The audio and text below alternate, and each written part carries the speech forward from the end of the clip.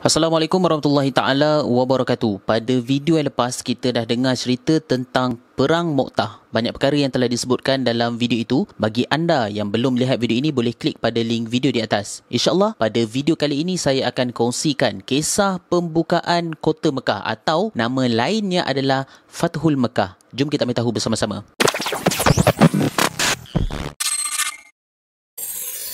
Baiklah, kisah pembukaan kota Mekah ini terjadi pada tahun 8 Hijrah. Tempat berlakunya kisah ini di tanah Mekah sendiri. Jika kita perhatikan, banyak sebab kenapa berlakunya pembukaan kota Mekah. InsyaAllah saya akan kongsikan satu persatu. Apakah sebab boleh berlakunya peristiwa ini? Yang pastinya, pembukaan kota Mekah ini adalah peristiwa yang sangat besar di dalam sirah Nabi Muhammad SAW. Jadi sebenarnya pemula kepada kisah pembukaan kota Mekah ini adalah ketika mana tidak berlakunya peperangan antara umat Islam dan kafir Quraisy selama 10 tahun atas sebab perjanjian Hudaibiyah. Makanya waktu itu Nabi SAW telah ambil peluang untuk sampaikan dakwah dengan sebaik yang mungkin. Sebelum ini pun saya ada cerita, perjanjian Hudaibiyah ini telah bagi impak yang sangat besar kepada tersebarnya ajaran Islam yang meluas. Sehingga kan para ahli sirah sendiri mengatakan orang Arab paling ramai masuk Islam selepas dari perjanjian Hudaibiyah ini. Maknanya bila Islam semakin terkenal dan ramai orang Arab dari pelbagai kabilah utara, selatan, timur, barat masuk je dalam agama Islam, ketika itu tinggallah tanah Mekah je belum lagi sepenuhnya masuk Islam. Tetapi waktu tu tak bermakna orang Arab yang tinggal kat Mekah tak ada yang masuk Islam. Sebenarnya dah mula ramai di kalangan Arab Mekah ni masuk Islam sikit demi sedikit. Sebabnya suasana tanah Arab waktu itu kelihatan macam ramai sangat orang berpusu-pusu menganut Islam. Bayangkan waktu dulu kabilah Arab ni menentang Nabi SAW.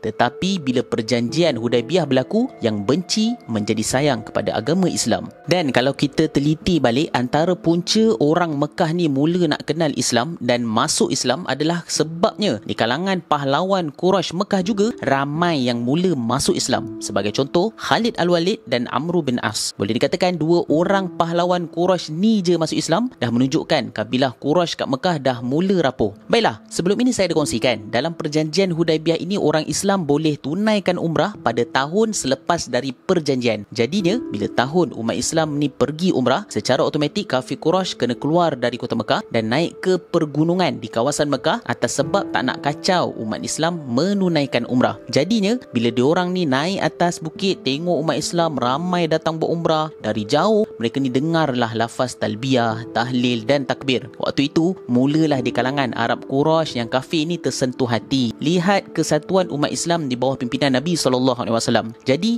ini pun jadi faktor lah kepada mereka masuk Islam, sebab mereka lihat ketenangan dalam ajaran Nabi SAW ini membawa satu keindahan untuk mereka kenal agama Islam itu sendiri. Jadi sekarang ni kita akan lihat di mana poin utama berlakunya pembukaan kota Mekah ni. So, poinnya bermula apabila pembesar kafir Quraisy yang tinggal kat Mekah ni tengok ramai orang Arab masuk Islam. Lepas tu, perniagaan di Arab pun dimonopoli orang Islam juga. Dan sehingga mereka sendiri rasa bahawa bila mana umat Islam ni buat umrah bukan sebenarnya nak ziarah, tetapi sebab nak tempatkan tentera kat Mekah. Makanya waktu inilah pembesar Quraisy Mekah mula nak khianat. Mereka sendiri fikir buruk kepada Islam dan mereka jadi pemula pada pengkhianatan perjanjian Hudaibiyah. Pemula pada pengkhianatan ini apabila kafir Quraisy ni telah join satu kabilah Arab bernama Bani Bakar untuk serang Bani Khuza'ah yang merupakan sekutu Islam waktu tu. Perang ni sebenarnya antara Bani Bakar dan Khuza'ah saja. Tapi bila Quraisy join Bani Bakar serang Khuza'ah, makanya Bani Khuza'ah ini terus minta bantuan Nabi SAW. Seperti kita dah cerita sebelum ini, perjanjian Hudaibiyah terikat 10 tahun tanpa perang antara Arab Quraisy dengan umat Islam. Tapi sekarang ni dah lain. Quraisy Mekah join Bani Bakar serang Khuza'ah yang merupakan sekutu Nabi SAW.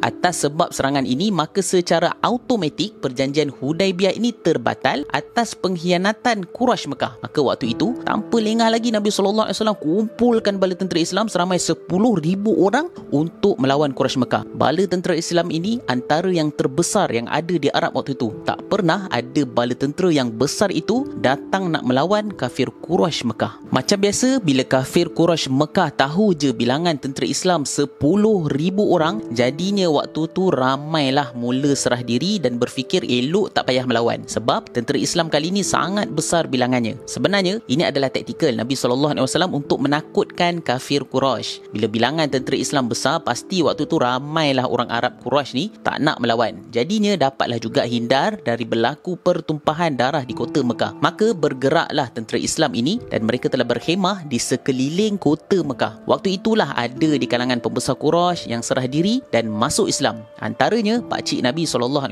yang bernama Abbas juga masuk Islam. Selain itu juga Abu Sufyan pun turut sama masuk Islam. Seperti yang kita tahu bahawa Abu Sufyan ni adalah orang yang paling besar kat Mekah waktu tu. Jadinya lepas Abu Sufyan ni masuk Islam, terus Nabi SAW tunjukkan kepada Abu Sufyan barisan tentera Islam yang ada di sekeliling kota Mekah waktu tu. Lepas je Abu Sufyan ni tengok kekuatan tentera Islam, terus Nabi SAW benarkan Abu Sufyan pulang ke Mekah untuk ceritakan balik kepada Quraisy Mekah tentang kekuatan tentera Islam yang ada dekat sekeliling kota Mekah. Bila Abu Sufyan cerita kat Quraisy Mekah waktu tu, memang bertambah punahlah harapan kafir Quraisy nak melawan. Kalau anda nak tahu, ini pun salah satu taktikal Nabi SAW untuk takutkan kafir Quraisy. Ditakdirkan oleh Allah Subhanahu Wa Taala, maka bergeraklah masuk tentera Islam ke kota Mekah. Salah seorang tentera Islam waktu tu ada berteriak dengan mengatakan, barang siapa yang masuk rumah Abu Sufyan, maka dia akan selamat. Barang siapa yang masuk rumah sendiri juga akan selamat. Dan barang siapa yang masuk ke kawasan Masjidil Haram juga selamat. Jadi waktu tu masuklah tentera muslimin dengan aman pada pintu-pintu dan lorong-lorong tertentu yang ada di kota Mekah. Sebenarnya ada jugalah berlaku pertempuran kecil namun tidak memberi kesan kepada tentera Islam. Takdir Allah Subhanahu Wa Taala, terbukalah kota Mekah dan kebebasan kota Mekah dari kekafiran kepada cahaya Islam yang dibawa oleh baginda Nabi Muhammad SAW. Begitulah kisah pembukaan kota Mekah yang memberi berjuta makna kepada umat Islam sehingga kini.